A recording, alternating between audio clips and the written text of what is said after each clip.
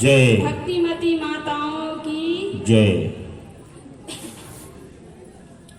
दर्शन को तो साधु है, सुमिरण को गुरु ज्ञान, तैरन को आधीनता, डूबन को अभिमान। जो तू आया जगत में तो ऐसा कर ले, कर साहिब की बंदगी, भूखे को कछु दे। कर साहिब की बंदगी, भूखे को कछु दे। अर्चनी वंदनीय संत समाज, सत्संग प्रेमी, धर्म प्रेमी, भक्त सज्जनों एवं भक्तिमती माताओं, मेरे लिए भी निर्देश हुआ है आप लोगों की सेवा में कुछ देर प्रस्तुत हूँ।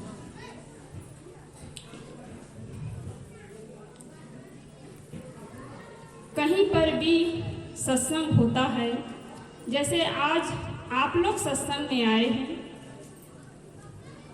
तो सत्संग में आते हैं, कहीं पर भी सत्संग में जाते हैं तो ऐसे ही नहीं चले जाना चाहिए। सत्संग में गए हैं, हमारे मन में अभिमान है कि हम बड़े कुल के हैं, ऊंचे पद में बैठे हैं, ये अभिमान होता है। रूप का अभिमान होता है, धन का अभिमान होता है, पद का अभिमान होता है, प्रतिष्ठा का अभिमान होता है। और ये अभिमान यदि हमारे मन में है तो हम सत्संग से लाभ नहीं ले सकते हैं। मन को विनम्र बनाना पड़ेगा, मन को खाली करना पड़ेगा, तभी संतों के ज्ञान हृदय में उतर आएगा। और अभिमान है तो सत्संग सुनने बैठे तो हैं, लेकिन मन में अभिमान है तो आप लाभ नहीं ले सकते हैं।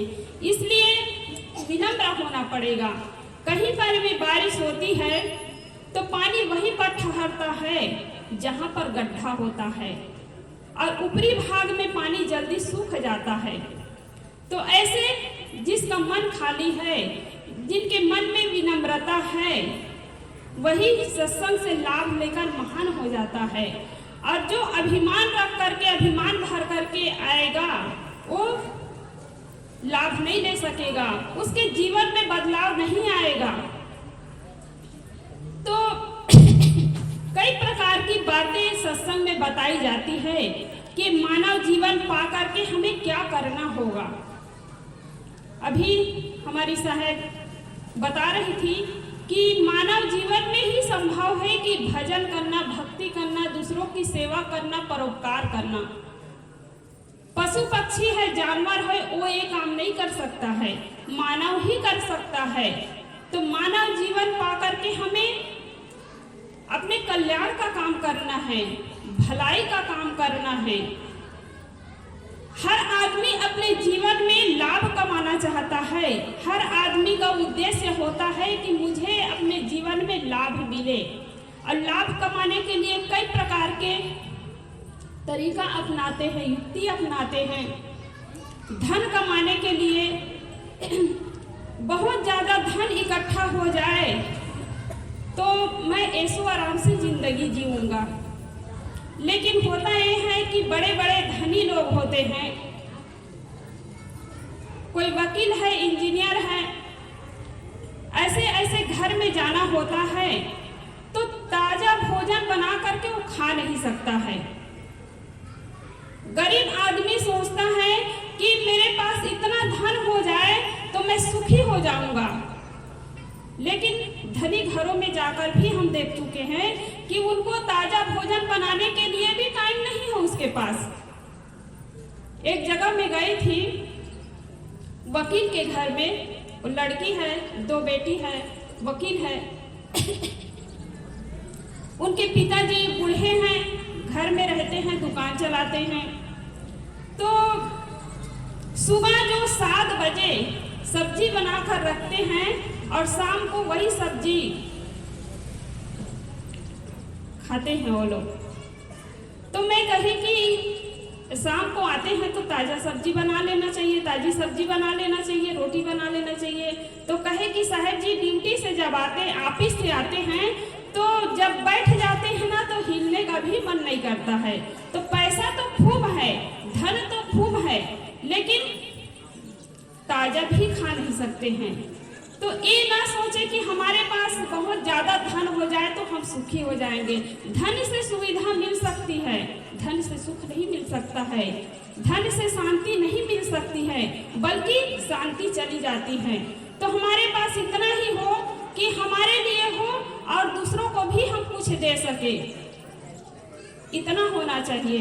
हम भलाई के लिए सोचे, अगर दूसरों के लिए हम भलाई का काम करते हैं तो लाभ ही होगा। भला को उलट देने से क्या होगा? लाभ हो जाता है। तो भलाई का काम करते रहे तो हमारे जीवन में लाभ अपने आप मिल जाएगा। हम दूसरों को देना तो सीखे, हम किसी को कुछ देना नहीं चाहते हैं। कितने लोग कहते हैं कि क्या करें साहब जी, हमारे पास तो कुछ भी नहीं है, कुछ भी नहीं है कि हम किसी को दे सके। आदमी समझ नहीं पाता है कि हमारे पास बहुत कुछ है। आपके पास चेहरे हैं, चेहरे से दूसरे को मुस्कान दे सकते हैं। जुबान है, जुबान से मीठी जुबान दूसरों को दे सकते हैं, मीठी वाणी दूसरों को दे सकते हैं, और एक धन से भी अनमोल है। आप बाजारों में कहीं चीज तो खरीद सकते हैं, लेकिन मीठी वाणी आपको कहीं बाजारों में मिलने वाली नहीं है। मधुर वचन औषधि का काम करता है। मीठी वाणी एक औषधि का काम करता है। कोई व्यक्ति है, जर्जर हो गया है, खाट में पड़ा है, वह कहता है कि हे भगवान मुझे उठा ले जाइए। वो जीना नहीं चाहता है, लेकिन वही व्यक्ति के सामने जा कर के उनके परिवार के लोग, पड़ोसी के लोग, परिवार के लोग जा कर के मीठी वाणी से बात करता है, सुंदर व्यवहार करता है, तो उनको लगता है कि मैं संसार में और जी लूं। वो मौत को भी याद करना नहीं चाहता है, अपने परिवार के साथ रहना पसंद करता है। जो व्यक्ति मौत को याद कर रहे थे, कि भगवान को याद कर रहे थे कि मैं संसार में जीना नहीं चाहता हूँ, उठा करके ले जाइए, और उसके साथ यदि मीठी वाणी से कोई बात करता है, सुंदर व्यवहार करता है, तो संसार में जीना चाहता है, संसार को देखना चाहता है, और यही अनमोल चीज है। तो मीठी जुबान आप दूसरों को दे सकते हैं। आपके पास हाथ है, दूसरों के लिए आप सेवा का काम कर सकते हैं, दान पुण्य का काम कर सकते हैं। आपका शरीर पूरा स्वस्थ है तो आप करोड़पति से भी बढ़कर है। लेकिन लोग कहते हैं कि मेरे पास कुछ भी नहीं है, मैं किसी को कुछ नहीं दे सकता हूँ। कोई कहे कि 1 लाख रुपया देकर कहे कि आप अपने एक हाथ को दे दीजिए, तो क्या आप देना पसंद करेंगे? नहीं करेंगे। 5 लाख रुपया देकर कहेंगे कि आप अपने दोनों हाथ को दे दीजिए, तो आप देना पसंद करेंगे? नहीं कर सकते हैं। कोई करोड़ रुपया देकर कहेंगे कि आप अपने आंखों को दे दीजिए, तो आप नहीं दे सकते हैं। तो कैसे कह सकते हैं कि हमारे पास कुछ भी नहीं है, हम गरीब हैं? आपका पूरा शरीर स्वस्थ है, आप गरीब नहीं हैं, आप कमा कर खा सकते हैं, दूसरों को कुछ दे सकते हैं। तो धर्म का काम करना चाहिए, परोपकार का काम करना चाहिए। देने में आदमी स्वतंत्र है, लेकिन पाने में परतंत्र है।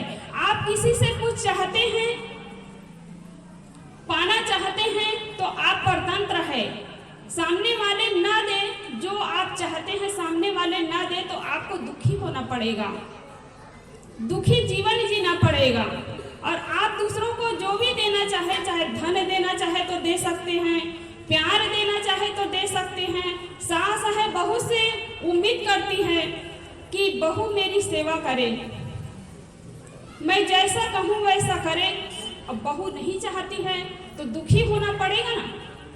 कितनी माताएं हैं, कितने हमारे बुजुर्ग भाई लोग हैं, किसी घर में जाना होता है तो कहते हैं कि साहब जी अपने बुढ़ापा को लेकर हम दुखी हैं।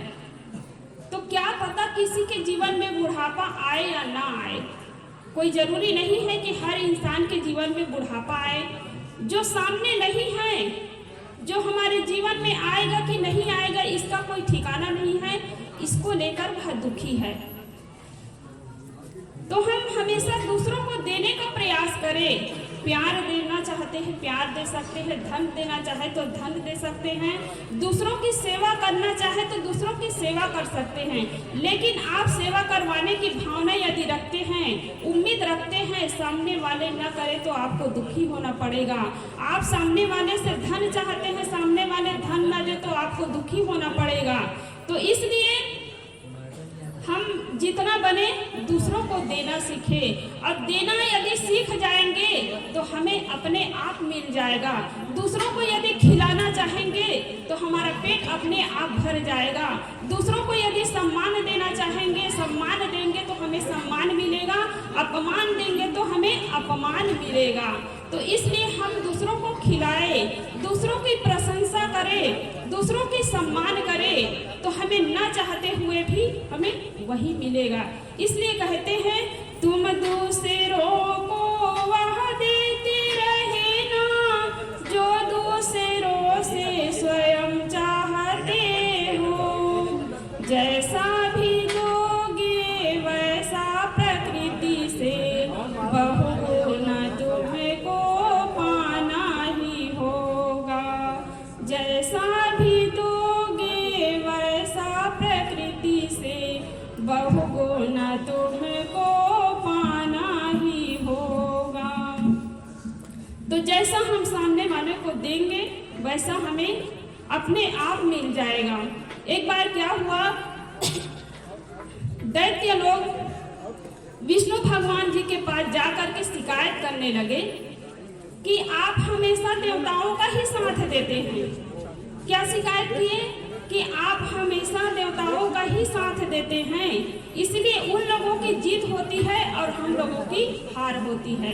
तो विष्णु भगवान जी ने समझाया कि मैं ऐसा पक्षपात कभी नहीं कर सकता हूँ, और यदि तुम लोगों को विश्वास ना हो तो मैं परीक्षा करके भी दिखला देता हूँ।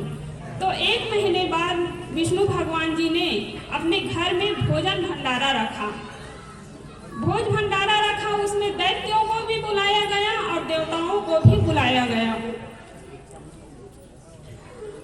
भोजन भंडारा शुरू हुआ तो 2 पंगत में बैठना था, एक पंगत में देवता लोग और एक पंगत में दैत्य लोग।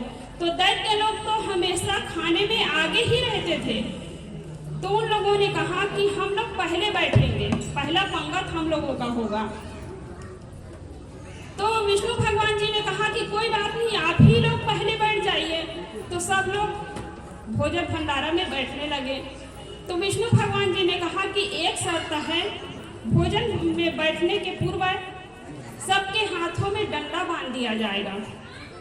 सबके हाथों में डंडा बांध दिया गया। दैत्य लोग बैठे तो जब डंडा बांध दिया गया तो हाथ सीधा हो गया, ठीक है ना, हाथ सीधा हो गया। हाथ और अपने तरफ अपने मुख में ले जाने के लिए हाथ को क्या करना पड़ेगा, मोड़ना पड़ेगा। और हाथ सीधा हो गया तो मुड़ेगा नहीं। और देवता लोग तो कभी किसी को खिलाना जानते ही नहीं हैं, तो अपने पत्तल का भोजन दूर से फेंकता था कि मुख में ना जा करके कहीं गाल में, कहीं गर्दन में, इधर उधर बिखर गया भोजन, लेकिन पेट में नहीं गया। किसी का पेट भरा नहीं, भोजन खत्म हो गया, पत्तल का 1 घंटा पूरा हो गया, उठ गए। उसके बाद दूसरी पंगत में देवता लोग बैठने लगे तो कहने लगे कि इन लोगों के लिए भी वही नियम होना चाहिए जो हम लोगों के लिए नियम बनाए थे। विष्णु भगवान जी ने कहा कि तुम घबराते क्यों हो, उनके लिए भी वही नियम है, इनके हाथों में भी डंडा बांध दिया जाएगा। तो देवता लोगों के हाथों में भी डंडा बांध दिया गया, हाथ सीधा हो गया। कोई पौधा है तिरछा जाता है तो उसको सीधा करने के लिए क्या करते हैं, लकड़ी गाड़ देते हैं, डंडा गाड़ देते हैं, सीधा हो जाता है। ऐसे हाथ में बांध दिया गया तो हाथ सीधा हो गया। लेकिन देवता लोग समझदार थे, 2 लाइन आमने सामने मुख करके बैठ गए और पत्तल में भोजन परोसा गया। तो क्या किए देवता लोग, अपने पत्तल का भोजन सामने वालों को खिलाया और सामने वाले उनको खिलाया। भोजन खराब नहीं हुआ, सबका पेट भर गया। तो दैत्य लोग देख करके दंग रह जाते हैं और कहते हैं ऐसा तो हम भी कर सकते थे। तो विष्णु भगवान जी ने कहा कि तुम लोगों को रोका किसने था, किसने मना किया था? तुम लोग तो अपने खाने में ही मस्त रहते हो, किसी को कभी खिलाना नहीं जानते हो, इसलिए तुम लोगों की हार होती है और तुम लोगों का पेट कभी भरता नहीं है। तो कहने का मतलब है कि जो हम दूसरों को देते हैं, दूसरों को हम खिलाते हैं तो हमारा पेट अपने आप भर जाता है। दूसरों को जो भी हम देते हैं, अच्छाई बुराई जो भी देते हैं तो हमें ही लौट कर मिलने वाला है। हम दूसरों को गाली देते हैं तो ये सोचते हैं कि हम दूसरों को दे रहे हैं, दूसरों को नहीं, वो खुद के पास ही लौट करके आएगा। आप जो भी देंगे, अच्छाई बुराई जो भी देंगे तो लौट करके ही आएगा। इसलिए हम दूसरों को अच्छा चीज दें। कभी किसी के घर में कोई जाता है तो सूखी रोटी पड़ी है या बेकार भोजन है, उसको दे दिया जाता है, सोचते हैं हम दूसरों को दे रहे हैं, वो दूसरों के लिए नहीं है, खुद के लिए है। आप दान करते हैं, पुण्य करते हैं, परोपकार में अपने धन को लगाते हैं तो आपको ही मिलने वाला है, दूसरों को कभी मिलने वाला नहीं है। इसलिए जरूरतमंद की सेवा कर दीजिए, किसी को जरूरत पड़े तो कर दीजिए और बदले में फल की इच्छा कभी न रखें। फल की इच्छा रखेंगे तो आपको स्थिति से गुजरना होगा, आपको दुखी होना पड़ेगा, आपको बीमार पढ़ना पड़ेगा। इसलिए फल की इच्छा कभी ना रखे, जो बने अपने से देना सीखे। तो कभी ना कहे कि हमारे पास कुछ भी नहीं है। आप चेहरे से मुस्कान दे सकते हैं, जुबान से मीठी वाणी दे सकते हैं, आपके हाथ है तो सेवा कर सकते हैं और शरीर स्वस्थ है, पैर है, आप सत्संग में जा सकते हैं, कमा कर खा सकते हैं। तो आप हमेशा दूसरों को देना सीखें, देना सीखेंगे तो अपने आप मिल जाएगा। बोलिए सद्गुरु देव की जय, सद्गुरु कबीर साहिब की जय।